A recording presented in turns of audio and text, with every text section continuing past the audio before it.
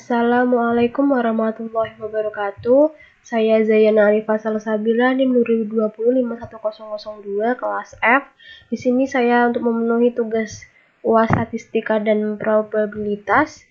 Yang pertama di sini soalnya sebuah perusahaan melakukan penelitian dengan tujuan ingin mengetahui tafsiran penjualan produk berdasarkan kualitas layanan yang diberikan. Data yang digunakan adalah sebagai berikut. Yang pertama, judul penelitian. Yaitu pengaruh tingkat kualitas layanan terhadap penjualan produk. Yang kedua, hipotesis, yaitu terdapat pengaruh positif tingkat kualitas layanan terhadap penjualan produk. Yang ketiga, persamaan regresi, yaitu ada X dan Y. X-nya itu kualitas layanan, Y itu penjualan. Di sini saya sudah mengerjakan inputan yang di dalam kolom ini yang berisi nomor, terus ada X, ada Y, ada XY, ada X kuadrat, Y kuadrat, Y, ada Y min Y kuadrat, ada Y min Y kuadrat juga. Di sini sudah saya inputkan sudah saya hitung sesuai dengan rumus.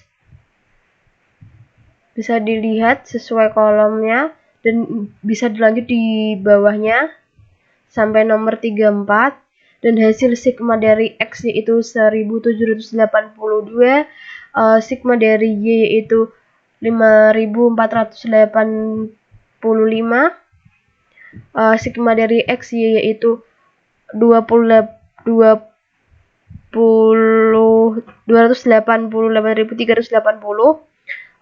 sigma dari X kuadrat yaitu 94.098, Y kuadrat yaitu sigmanya 887.291,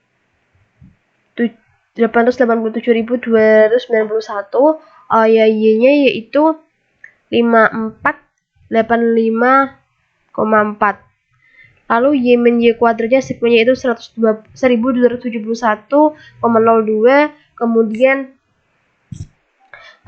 Y min Y kuadratnya sigmanya itu 2431,4. Kemudian rata-rata dari X yaitu 52,4, rata-rata dari Y yaitu 161,3. Kemudian kita memasukkan rumus persamaan regresi. Y sama dengan A plus BX.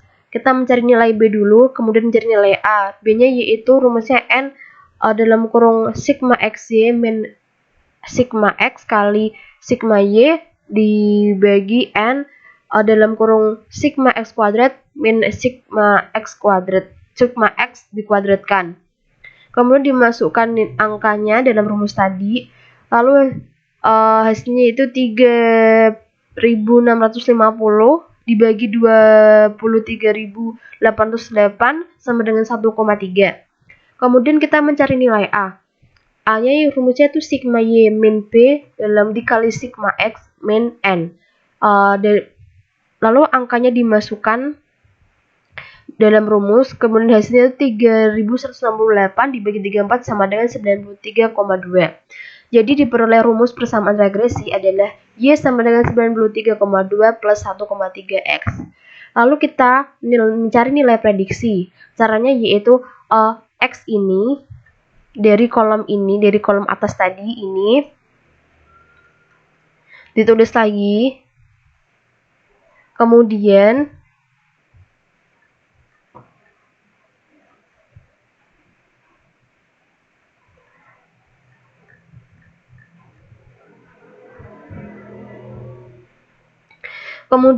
Y dari ini rumus persamaan regresi dimasukkan dan X-nya diganti di depannya. Semuanya dilakukan untuk perhitungan seperti itu, dan hasilnya yang pertama 163,4 dan seterusnya hingga akhir sesuai kolom tadi. Kemudian nomor 5, koefisien determinasi. Kita mendapat rumusnya R kuadrat sama dengan 1 min sigma Y min Y kuadrat per sigma Y min Y kuadrat sama dengan angkanya dimasukkan, lalu hasilnya 0,48. Koefisien determinasi disesuaikan adjusted, R adjusted sama dengan R kuadrat min P dalam kurung 1 min R per N min P min 1. Kemudian angka-angkanya dimasukkan dalam rumusnya, hasilnya 0,46. Lalu kita mencari kesalahan baku estimasi. Rumusnya itu SE akar sigma Y min Y kuadrat min N min 2. Lalu di sini dimasukkan angka-angkanya dan sesuai rumusnya tadi. Lalu hasilnya 6,30. Kemudian kita mencari kesalahan baku koefisien regresi. Rumusnya SB sama dengan SE per akar sigma X kuadrat min X sigma X kuadrat min N.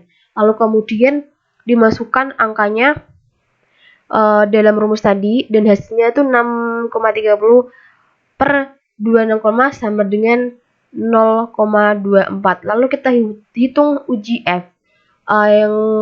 Yang di sini hitung uji F itu ada 2, HO sama 1.